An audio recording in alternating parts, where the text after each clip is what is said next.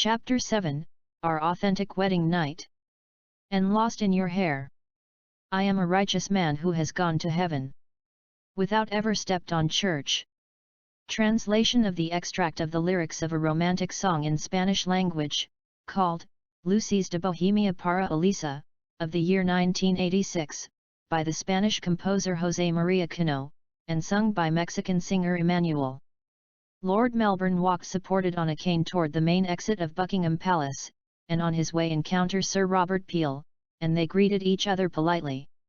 "Sir Robert, how are you?" asked Lord Melbourne. "Well, how are you, Lord Melbourne?" Peel replied. "Well, I'm recovering satisfactorily, but as you see I now have a third leg," Lord Melbourne replied.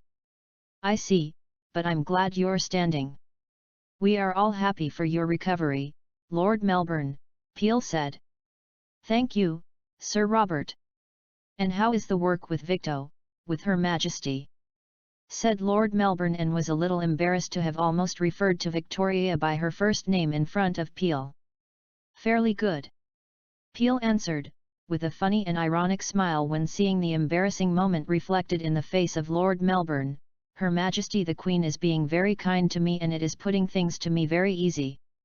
I never thought that as Prime Minister I would have such a good working relationship with Queen Victoria. To not be," Lord Melbourne thought. Victoria was enthusiastically supporting her new Prime Minister, because in return Peel was struggling to support the Queen in her controversial decision to marry Lord Melbourne. And it had to be acknowledged that Peel had paid a political price for it. As was to be expected, the announcement of the Queen's decision caused a storm, after the surprise change of government, and as soon as Robert Peel had settled in the office of Prime Minister, had to accompany Victoria to the meeting of the Privy Council where she made the official announcement. The meeting of the Privy Council was a nightmare for Victoria, who ended up angry and with a headache. The unbelief of many was followed by the protests of the most traditionalists. But the surprise reaction of the Duke of Wellington and Victoria's uncle, the Duke of Sussex, left many, especially those opposed to the union, disconcerted. It must be recognised that the Duke of Wellington behaved very well, from the point of view of Victoria, and Lord Melbourne defended with eloquence and passion the decision of the Queen, and skillfully confronted the critics to union. Also the defence of the Duke of Sussex was decisive, being uncle of Victoria and son of the remembered George III, and that was seen like the defender of the traditional essences of the monarchy in the bosom of the real family. The one who did most damage was the Duke of Cumberland, who was simultaneously King of Hanover, another uncle of Victoria. His speech was very hurtful and almost offensive with his niece. Victoria had to make a great effort to restrain herself and not respond angrily to her uncle. Also she had to dominate herself not to cry of rage, although her eyes were moistened. But the Duke of Cumberland's attack was in part vitiated by the fact that he was an interested part, since if his niece had to abdicate he would become King of Britain. Wellington's, Sussex's, and Peel's endorsement of Victoria, and the dignity and eloquence with which she defended her position, eventually won reluctant support from the Privy Council to her marriage to Lord Melbourne. In the Parliament the situation was not easy either. Despite the support of the leading leaders of the two major political parties, the Conservative Party and the Whig Party, many Whigs, and especially Conservatives from both the House of Lords and the House of Commons, strongly criticised the decision of the Queen, and they put many obstacles to reach agreements on the conditions of marriage and the status of the future consort of the Queen. Once again the ominous Duke of Cumberland had much to do with it, already, who tried to manipulate the situation to force his niece to abdicate, trying to generate a political or even constitutional crisis.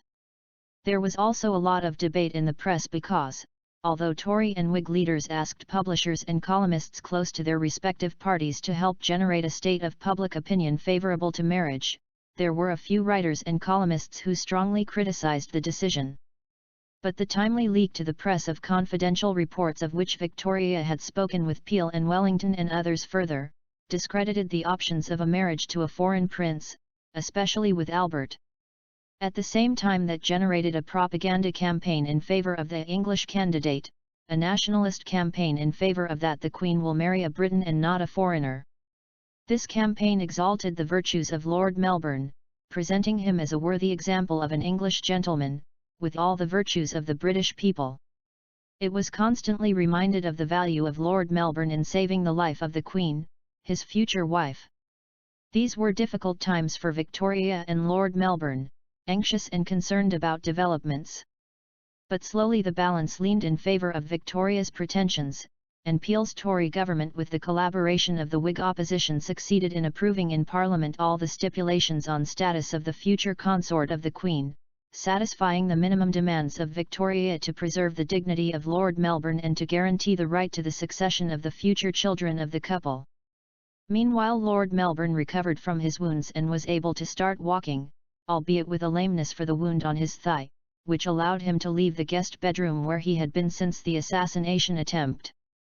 Victoria was happy to be able to speak with him in her office and in other halls of the palace, and eat with Lord Melbourne in her private stay. But Lord Melbourne did not accept that they would sleep together again, for he wanted to respect her until their marriage was consecrated again, this time before the whole country. That was how things were, when Lord Melbourne decided to return to his country home in Brocket Hall, despite Victoria's opposition. He insisted it was best, for not reanimate controversy. And just as he was about to leave, he tripped over Prime Minister Peel, who was leaving after being dispatching with Victoria. "Sir Robert, I always tried to tell you that Her Majesty is very professional, and that she did not really have any prevention against you. You just have to find a way to understand and work with her, and everything goes wonderfully. In any case, I am truly glad that you and she collaborate so well," said Lord Melbourne, with a kindly and sincere gesture. "I believe you, Lord Melbourne, but tell me, although it has been a short time, do not you miss being Prime Minister?" "Knowing that you will not be again," Peel said with courtesy and sincere curiosity. "Sir Robert, honestly I say no. I know it sounds strange in someone who has been engaged in politics, but in fact I never particularly wanted to rule the country. The first time I accepted to be Prime Minister, with King William, I did so for a sense of responsibility, and also the second time I was commissioned to form a government. I was willing to resign a long time ago, but then the King fell ill and died, and then I stayed for the Queen, for Victoria," answered Lord Melbourne, and ended up pronouncing her name, because after all he thought he should get used to his new situation in which it would no longer be a sacrilege to refer to Victoria by her Christian name in front of third persons. "I understand, Lord Melbourne. If I'm honest, being Prime Minister has been my greatest ambition in life. Governing the country has given meaning to my existence. In all these years in which you and me have alternated in the positions of Prime Minister and Leader of the Opposition, you have been an honest and loyal rival, an honourable adversary, and if there was anything that bothered me about you is that you exercised reluctantly the power that I desired. But I am glad that in the end, you have obtained what you wanted most in life. It will be interesting coexist with you as consort of the Queen," replied Peel, extending his hand. "I say the same, Sir Robert, and I wish you good luck," Lord Melbourne said, shaking his hand with a friendly smile. At that moment Victoria appeared in the room. "Gentlemen, are you making friends?" she exclaimed with a radiant smile and with her hand proudly held the arm of Lord Melbourne, in a possessive gesture, as if it were a normal girl with her fiancé, causing Lord Melbourne looked a little embarrassed in front of Peel. "Ma'am, deep down we've always sympathized been a little to each other, except that politics forced us to be adversaries," replied Peel amused. "Sir Robert, I believe you. William has always spoken to me very highly of you," said Victoria charmingly. Lord Melbourne and Peel laughed, Lord Melbourne a little embarrassed and at the same time happy because Victoria treated him as her fiancé in front of Peel, and for his part Peel a little astonished and at the same time amused. Already she's calling him by his Christian name in front of the others, thought Peel. The interview today was very productive and enjoyable, Sir Robert. I feel very satisfied working with you, added Victoria, charming. Thank you, Your Majesty. With your permission, I must return to the house, Peel replied happily. You go, Sir Robert, Victoria said, extending her hand for Peel to kiss her back as a farewell protocol. As Peel left, Victoria turned and she squeezed into the Lord Melbourne's body, giving her a soft kiss on the lips. "See what I do for you? I even made friends with Sir Robert," Victoria said with her sweet and radiant smile, with gesture of little girl looking for approval. "Victory, my little girl. It seems to me all lies. I find it hard to get used to it, to not being your Prime Minister, but your future husband. It sounds so strange to hear you call me by my name in front of others." Lord Melbourne replied, stroking her cheek. "And makes you happy?"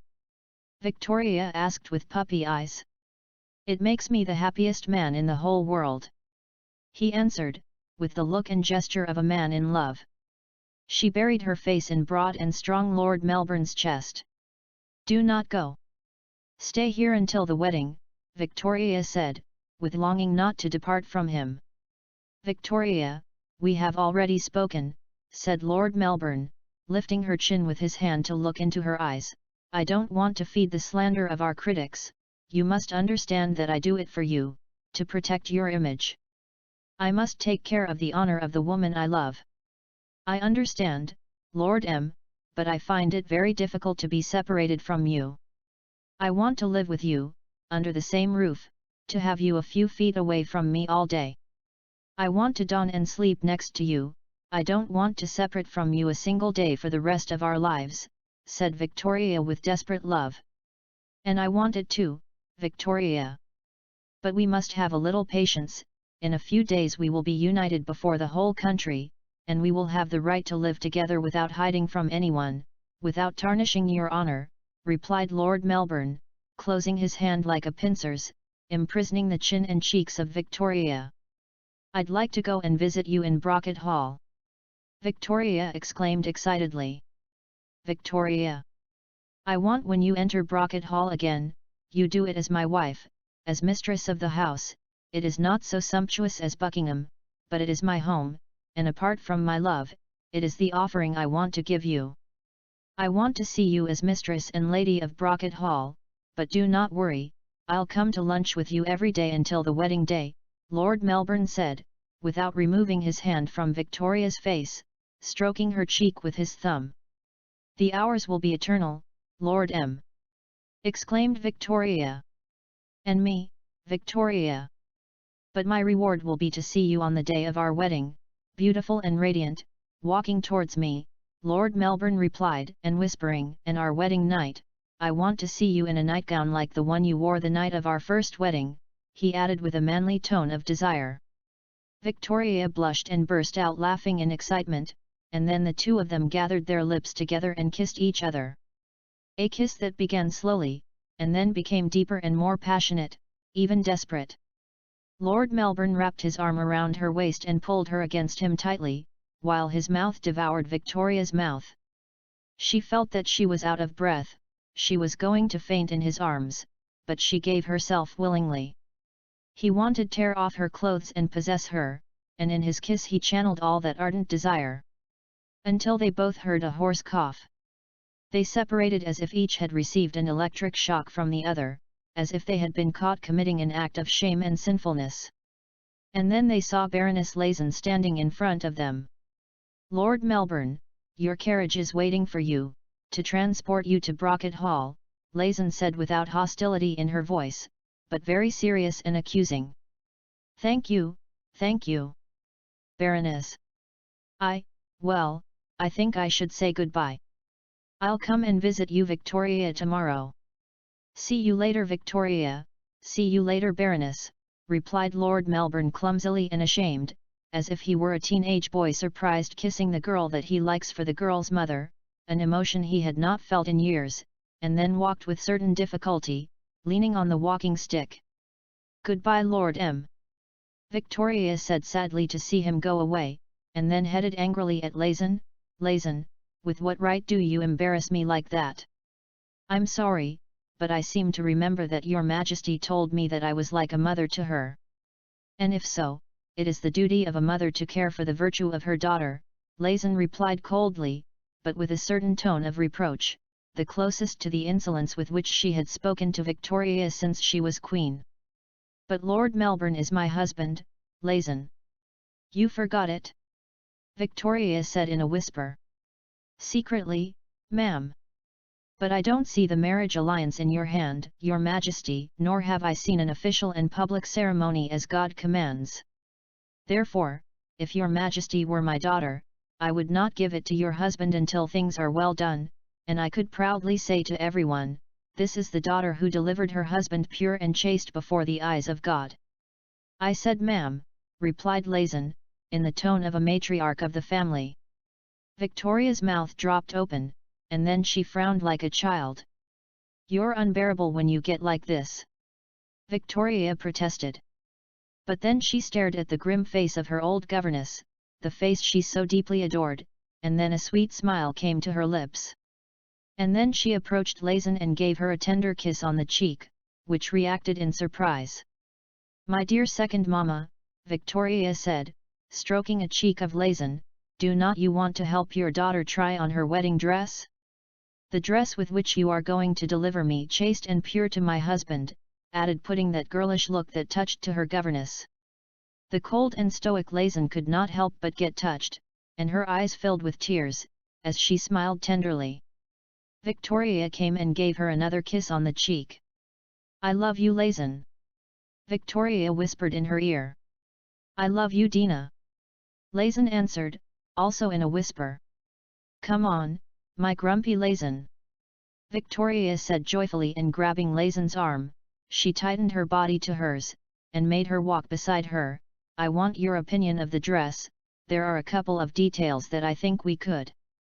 The two women of them went walking together, and anyone who had seen them, without to know them, would have sworn they were a very close-knit mother and daughter.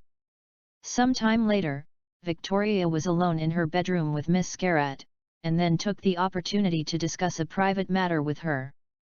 "Miss Scarrat, there is one thing I wanted to talk to you about, and I wanted to do it when Baroness Lazen was not present," Victoria said in an enigmatic tone as if it were a conspiracy.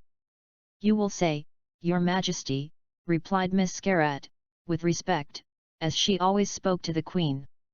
"Please you get a chair and sit next to me," Victoria said cautiously, as if she feared someone might be spying on them. Intrigued, Miss Scarrat pulled up a chair and sat facing the Queen at a short distance.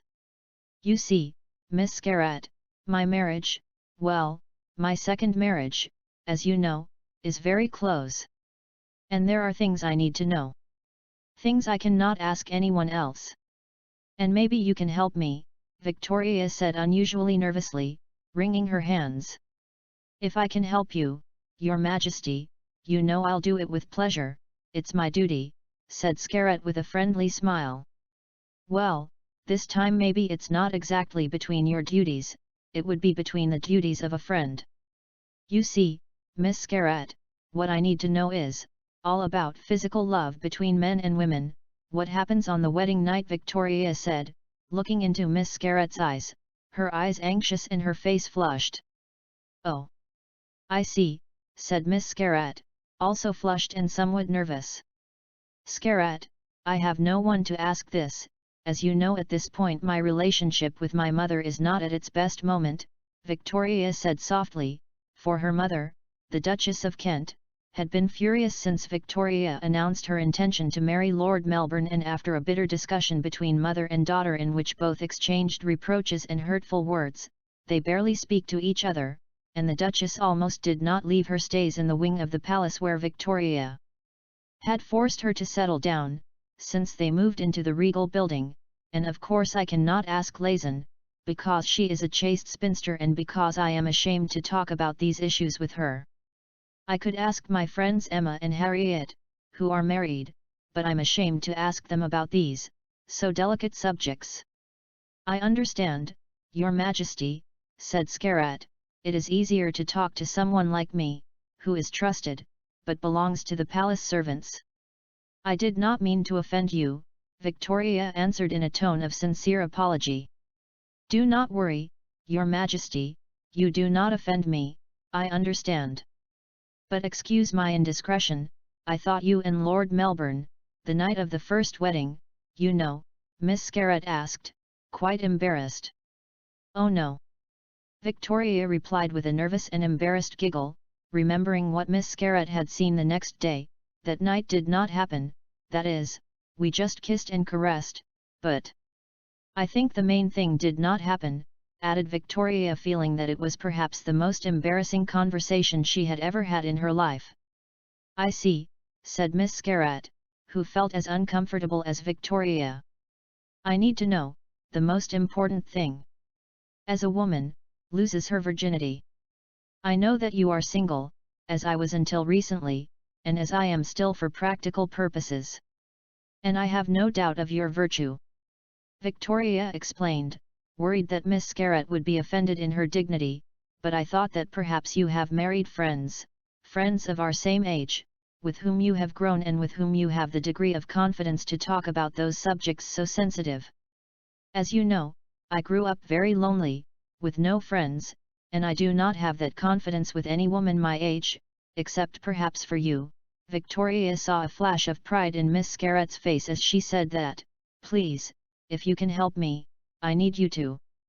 Scarrett saw Victoria, her gesture of anxious nervousness, and thought that she was a girl of her own age, only that she had a very lonely childhood and adolescence, and felt compassion for her. Of course she had the information the Queen needed, though she did not know her by the means Victoria imagined, but by other means that would surely scandalize the Queen. But Victoria was so innocent, so naive. "I could help her," the problem was how to find the words to explain nothing less than a Queen of England. "Well, you're right. I have married friends of my age," said Miss Scarrett, thinking if Queen knew that these friends are really prostitutes on the street, and we talked about those matters. "I can tell you, you need to know, Your Majesty." "Thank you, Miss Scarrett," Victoria exclaimed excitedly. "Good Majesty, you know that first there are kisses and caresses, that's what they call the preliminaries, but the main act, the culminating moment of the carnal relationship between a man and a woman, is when the man is inside of the woman's body," said Miss Scarrett, red like a tomato. "Inside? And how can it be inside?" Victoria asked innocently and confused. "My God, how can she be so innocent?" thought Miss Scarrett with despair. "Well, it's just a part of the man's body," Miss Scarrett said, but she still saw the confusion on Victoria's face. "Your Majesty, I beg your permission to approach you and whisper in your ear," she added nervously and desperately, but without losing the manners that dictated the protocol. "Yes, of course, come close," Victoria said anxiously. Scarrett rose to her feet and approached Victoria, and bending over, she drew close to her, and bring closer her lips to the Queen's ear, and whispered to her. Victoria's eyes widened, like plates, and her face turned red, when she heard what Miss Scarrett said to her with the most delicate words she could find. At the end of the words, Miss Scarrett broke away from the Queen and sat down again, her face also red as a tomato. "But, that's, my God!" Victoria exclaimed with a nervous laugh and wanting to cover her face with the hands of shame. "Are you sure?" Miss Scarrett had to make an effort to contain her laughter. "Pretty sure, ma'am," Scarrett replied, with a funny smile, watching the comic gesture of disbelief and consternation of Victoria. "Oh my goodness!" said Victoria, and her gesture of disbelief became one of roguery, and then became one of fear. "But Scarrett, that hurts?" "Well, yes, it hurts, ma'am," Miss Scarrett began to answer and saw that the Queen really was frightened, "but it depends." She hastened to add to reassure her, "The first time, is when it hurts most, women have." "How shall I explain, Your Majesty?" "Well, we have something like a piece of skin inside our sex. The first time a woman has a carnal relationship with a man, that piece of meat breaks and the woman bleeds a little, and so we know that she was a virgin." Scarrett saw that Victoria was more horrified. "That's why that first time hurts most, the following times also hurts, but less. But the pain depends on other things, for example, it depends on the size." "The size?" Victoria asked confused. From that part of the man's body, ma'am, said Scarrat. I see, so, is not the size the same for all men? Scarrat had to stifle a laugh at Victoria's question. No, your majesty. There are almost as many sizes as there are men, some bigger, some less, and some very small, and of course the biggest ones are those that produce most aching. I see, and what else does it depend on? Victoria asked nervously. Well, Majesty, when a woman likes a man very much, when she is attracted to him, the woman's body responds better to the man's body, well, that's a way of saying it. Then, when the woman feels more pleasure, she feels less aching or the aching is more bearable. On the contrary, if the woman does not feel desire for the man, if she practices the carnal act by obligation, the aching can be greater and more unpleasant, answered Scarrat. Seriously? Well, that reassures me a bit, she added, with some relief on her face. It's up to the man, too, ma'am. If the man is very rough, and very inconsiderate, it can do more harm to the woman, produce more pain. But if he is gentle and delicate with the woman, if he treats her sensitively, he causes her less pain. Lord Melbourne is very sweet to you, your majesty, and besides, with the experience he have with other women, I'm sure he know how to treat you to hurt her as little as possible, your majesty, Scarrat said reassuringly. Others? Apart from his first wife, has Lord Melbourne had such that kind of relationship with many women? Victoria asked, and her tone reflected jealousy and disgust. Miss Scarrat in her mind cursed the innocence of Victoria, and thought she did blunder. Your Majesty, it is normal for men to have carnal relations with different women throughout their lives, because men need it with more desperation than we women. And Lord Melbourne is a handsome man, elegant, powerful and rich, it is normal that he has had romances with many women. But really I do not know if they have been many or few. As far as I know, since you are queen and you know him, he has not had any relationship with any other woman, as far as I know. But what your majesty must keep in mind is that men can have carnal relations with many women, but they really fall in love rarely in their lives. Lord Melbourne has fallen in love only twice in his life, is what everyone says, Miss Scarrat replied empathically. I know, but I would like to think there have not been many, Victoria replied, still jealous, but I agree that Lord Melbourne will be considered with me, she added, smiling again nervously. Your Majesty, if you will permit me to say it, the best thing you can do is to relax and let yourself lead, you must leave everything to Lord Melbourne, he with his experience and love for you will make you feel happy and satisfied, said Miss Scarrat. You're right, thank you so much for your kind help, Victoria replied with a friendly and cheerful smile, this is definitely something I could never talk to Lazan. She added and laughed, causing Miss Scarrat to burst out laughing, and for a moment they looked like two good friends enjoying a bit of complicity. The next day, when he came to visit her, Lord Melbourne noticed Victoria a little weird, and observed with surprise that Victoria seemed to observe much in the lower part of body of him, below his waist, but dismissed it as his own imaginations. The days passed quickly, and finally the day of the second wedding of Victoria and Lord Melbourne, the only one in the eyes of almost everyone, except for the few persons who participated in the first wedding, the secret one. On February 10, 1840, in the Chapel Royal of St. James's Palace, the solemn public and official wedding ceremony of Victoria was celebrated with Lord Melbourne. At first the wedding groom appeared to be very nervous, but when he saw Victoria advancing to the altar of the arm of the Duke of Sussex, Victoria's uncle who was best with her and who had defended her decision to marry Melbourne, Melbourne's nerves dissipated and they were replaced by the rapture with which he saw the woman he loved, who looked more beautiful and radiant than ever, in her spectacular white satin dress. Victoria's mother, the Duchess of Kent, watched her daughter walk in the direction of the altar. Victoria and she had an emotional conversation a couple of days before the marriage, and although the Duchess continued to oppose marriage, she agreed to attend for duty and for love of her daughter. The Queen's mother saw her daughter with mixed feelings, with sadness and displeasure at the choice of her daughter, but at the same time proud and touched. The Duchess could not help crying. In another corner the other mother of Victoria, Baroness Lazen, saw her touched and happy for her.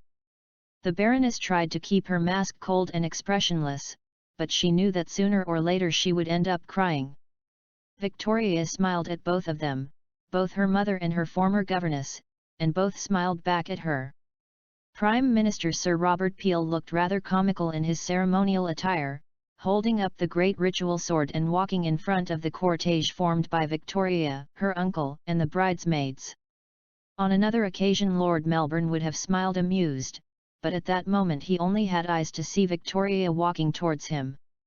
Elsewhere, the Duke of Wellington, in his gala uniform, regarded the scene with respect, but also with some amused irony, thinking how incredible it would have been just a few months before to imagine such a marriage between the Queen and a politician who was about to end his term as Prime Minister and close to withdrawing from public life. He who had also been Prime Minister nor on his most daring dreams would have imagined marrying a woman of the royal family, and less with the Queen.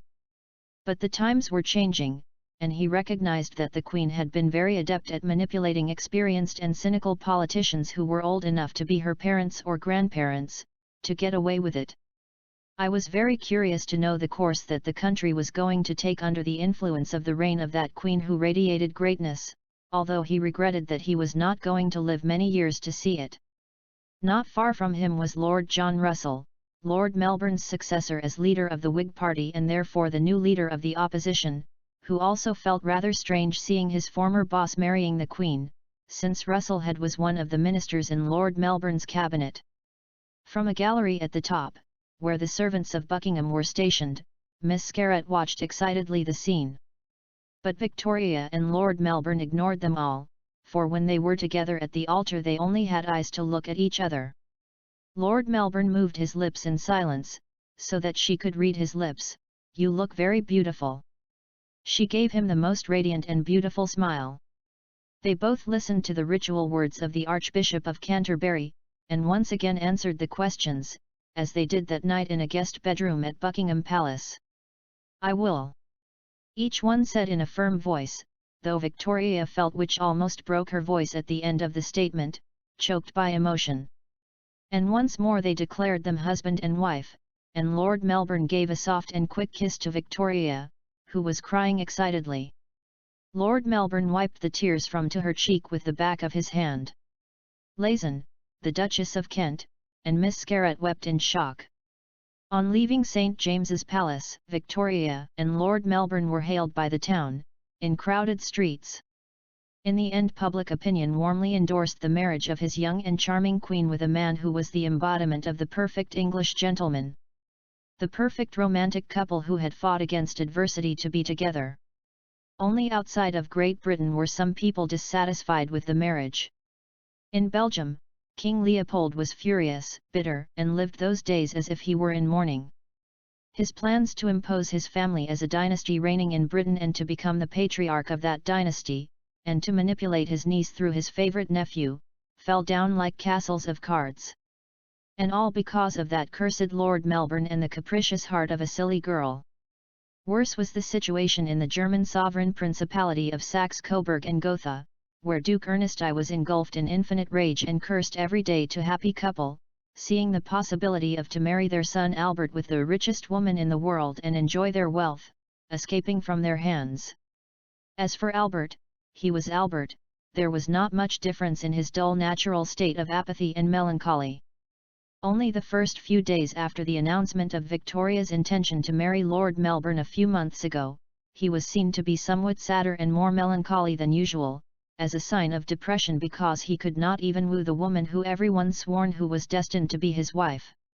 Then he resigned himself and began to think about the existence he would have, now that he would not have a wife to keep him for the rest of his life. But safe from the spite and anger of those who cursed their marriage, Lord Melbourne and Victoria were going to live on their wedding night. After the wedding party, Lord Melbourne waited at the end of a long corridor of palace full of candelabrums to Victoria, who appeared in a white dress and a large hat with long ties. She rushed into his arms and he held her, and kissed her lips. Then they left for Windsor Castle to spend a few days of honeymoon. On the night, Victoria waited nervously in the honeymoon suite, dressed only in a semi-transparent nightgown, similar to the one she wore the night she spent with Lord Melbourne in a guest bedroom in Buckingham Palace, and barefoot. Victoria was wearing loose hair, which fell down to her shoulders.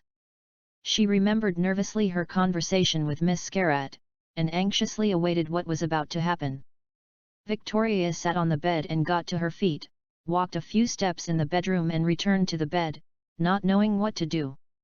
She was standing again at the side of the bed, wringing her hands when she heard the bedroom door open, and then she saw Lord Melbourne enter the room. Her heart quickened. Lord Melbourne closed the door and walked slowly toward her, a slight limping from the wound he had suffered months ago, a limping that would apparently accompany him for the rest of his life. He looked nervous, too, and immediately he felt the fear that she was feeling. Lord Melbourne wore a long nightshirt, and long underpants like trousers. He spread his arms, as when one says "look at me," and he smiled amused.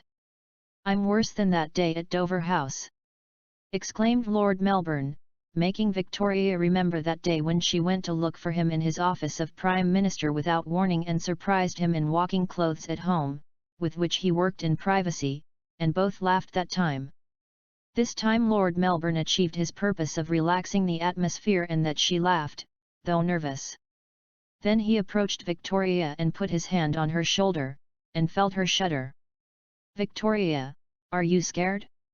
Lord Melbourne asked in a soft and low voice, while his other hand stroked Victoria's hair.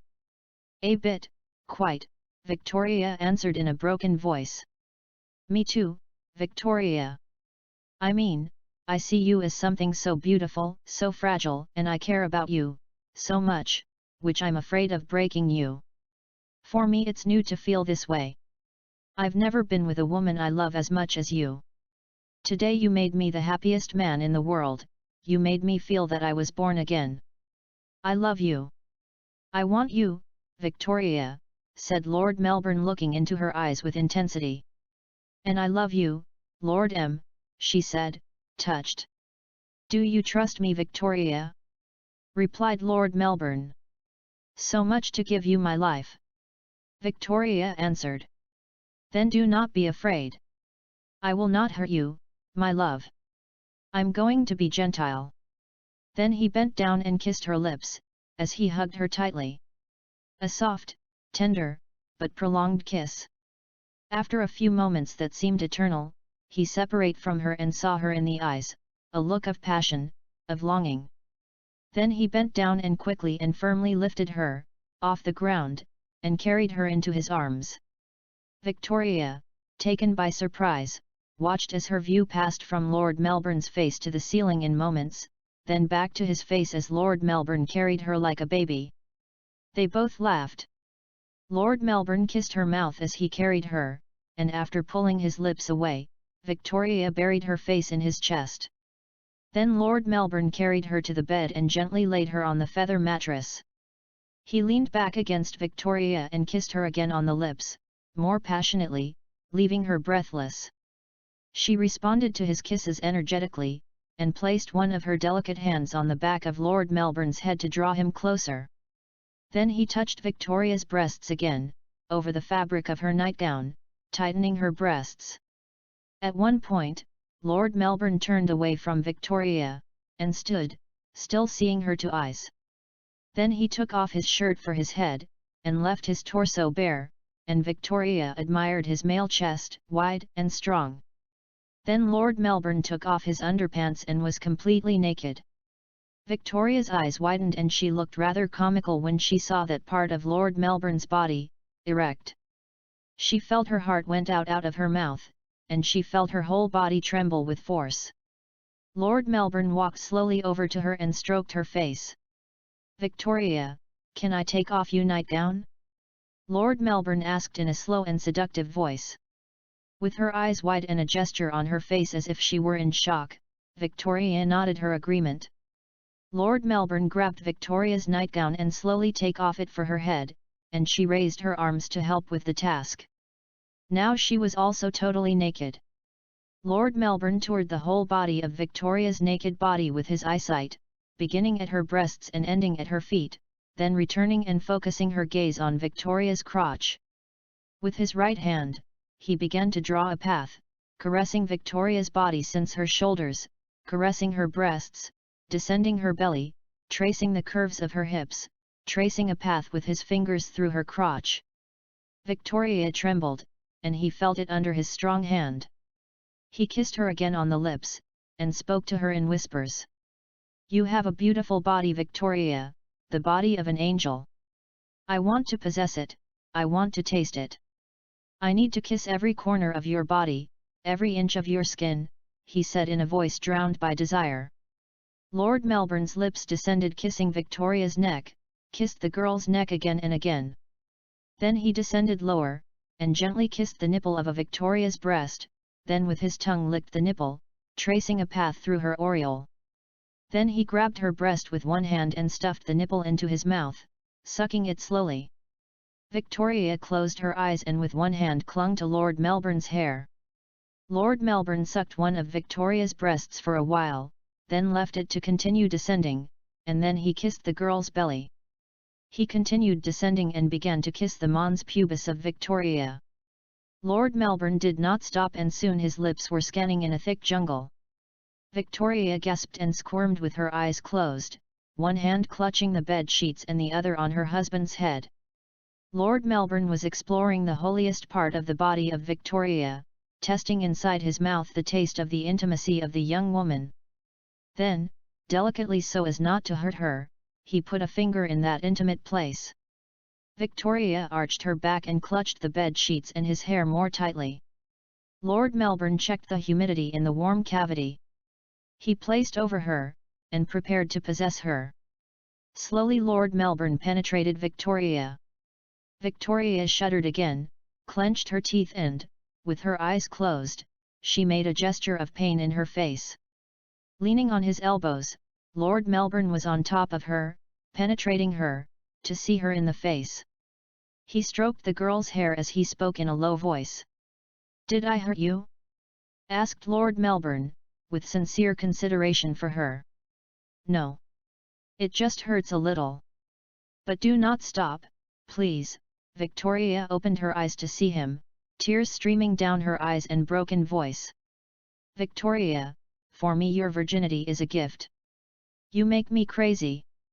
If it hurts you, if you feel uncomfortable, tell me and I will stop," Lord Melbourne said, protectively and affectionately. "Thank you, but do not stop. I want you possess me," she replied, crying with nerves and joy at the same time. Lord Melbourne smiled and responded, slowly thrusting inside her. Victoria closed her eyes again and gritted her teeth in a new gesture of pain and pleasure. Lord Melbourne assaulted into Victoria's inside, backing away a little without leaving her body, then to strike again, with slow and gentle strokes, trying not to cause her much pain, almost rhythmically. Victoria clutched at him, like a shipwrecked to a board, and she could not help nailing her nails into Lord Melbourne's back. He kissed her lips with passion and whispered tender words to her to calm her. Victoria opened her mouth and began to moan with pleasure, which rose in volume. Lord Melbourne rammed into inside Victoria's body with a little more force, causing her to scream louder. Until finally they both reached the climax. Lord Melbourne spilled his seed inside Victoria, with a manly lament of pleasure, and collapsed exhausted over her body. Victoria almost screamed at the last thrust, and then she felt an explosion of emotions inside her. Then she opened her eyes, staring at the ceiling, panting, breathing hard.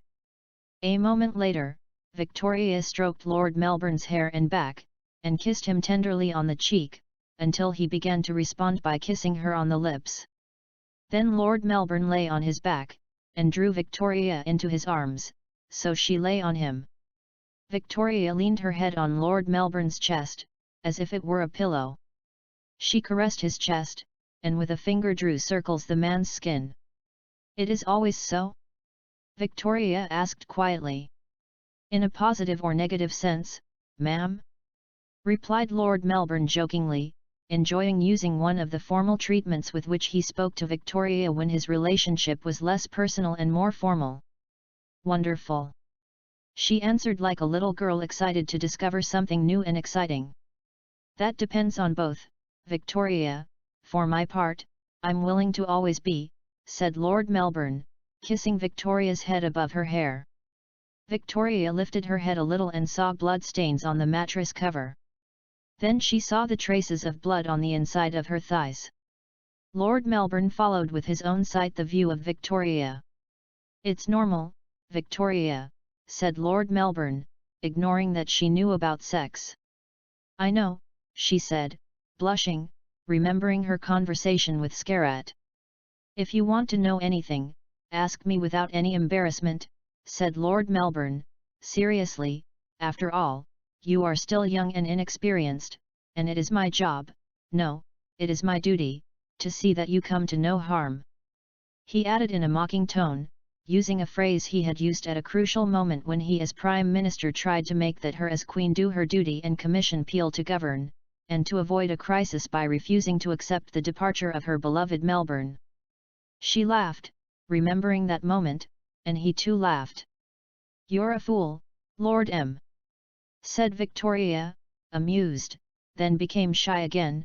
There's something, when you were inside me, is it supposed to be that big?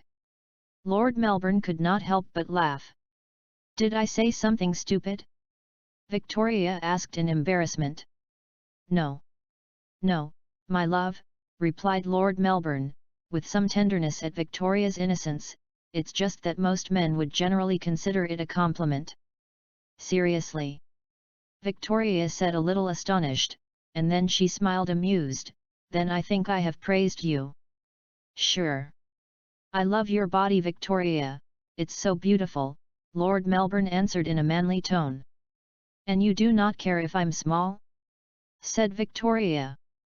When I began to fall in love with you, and I had to work with you as Prime Minister and your private secretary, whenever we had a meeting, I imagined what your body would look like under your clothes. How would you be naked? Lord Melbourne said. Lord M. Victoria exclaimed with laughter, scandalized and flattered at the same time. How could I resist this? He said, grabbing Victoria's breast, stroking and pressing it, these breasts like apples, so divine, your skin so soft and delicate, your beautiful legs, he added, letting his hand slide to Victoria's leg, and others so exquisite parts, he added, giving Victoria a sound, which made her startle and giggle. I like you too, Victoria said, kissing Lord Melbourne's chest. That's good to know, ma'am, he said amusedly. Victoria began to kiss Lord Melbourne's masculine chest, as before he had kissed her whole body. She was kissing her husband's chest again and again, trying to be seductive for the first time, as if it were a children's game. Lord Melbourne grabbed Victoria's hand and led her to that part of his body. Victoria shyly grabbed him, then was shocked to feel her hand a little sticky. Lord Melbourne explained with a smile that was it. By then Lord Melbourne was already excited again, and he grabbed Victoria and with energy turned her face up, and settled on top of her. Victoria, open your legs, said Lord Melbourne with a tone of command he had never used with her. Victoria spread her legs and gave herself submissively, and he penetrated her again. She made a gesture of pain, but unlike the first time she opened her eyes and kept her eyes on her husband's eyes. Say that you are mine, said, almost commanded her, Lord Melbourne as he rammed the inside of her. I am, she said in a submissive tone. I am your master, at least in this bed, he said with some amused irony, in this bed you will submit to my wishes. I will. I will be your slave, my lord, Victoria replied between gasps of pain and pleasure. You will never deny me your body, this body that is now mine. Say it, Lord Melbourne said, his voice choked with excitement and effort as he lunged harder. I will never deny you. It is yours forever, she replied, panting louder, and nailed her nails into Lord Melbourne's back. I want to own you all the days of my life. He exclaimed as he raged with rage, lost in the passion. Oh God, have mercy on me! She exclaimed, as her senses dissolved in the sweet surrender of the flesh. This time, When they finally reached the climax, Victoria screamed, and then, when they both caught their breath, they laughed like children and hugged each other, kissing. They continued talking and laughing, sharing kisses and hugs. Victoria looked at the scars of bullet wounds on Lord Melbourne's body, on his back and on his thigh, the wounds he suffered when he saved her life. Victoria stroked and kissed the scars with tenderness and devotion. "I would have died if you had died," Victoria exclaimed, touched. "I'm glad it had not happened, because then I would not have had the pleasure of holding you in my arms. But I thank those bullets, because we were able to get married," said Lord Melbourne. He grabbed Victoria by the arms and drew her towards him.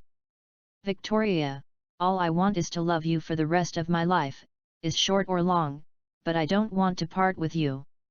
"In every way," Lord Melbourne said with desire. Victoria looked down at Lord Melbourne's crotch and then looked up. "You're ready, again?" Victoria exclaimed with a nervous laugh and a comical expression on her face. "I am always prepared to honour my queen," exclaimed Lord Melbourne with an amused smile.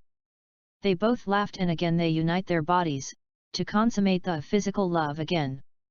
The next morning, Victoria awoke from sleep, still totally naked. Her head was resting on Lord Melbourne's shoulder, and then she saw her husband, deeply asleep, lying on his back, and also totally naked. Victoria saw him with a smile and a wicked gesture of desire, her eyes sparkling. She stared at him for a while, then slowly, trying not to make a sound, she got out of bed and stood up. She looked for her nightgown, but she realized that it was under Lord Melbourne's body, and she had to restrain herself from laughing. Then she grabbed her robe and put it on, tying the loops around her waist. With her robe on and barefoot, she took one last look at Lord Melbourne, who was still sleeping soundly, and, smiling, went to the door and opened it. Then she jumped startledly when she saw Lazan and Scarrett waiting for her in the adjoining room. Next, final chapter or epilogue.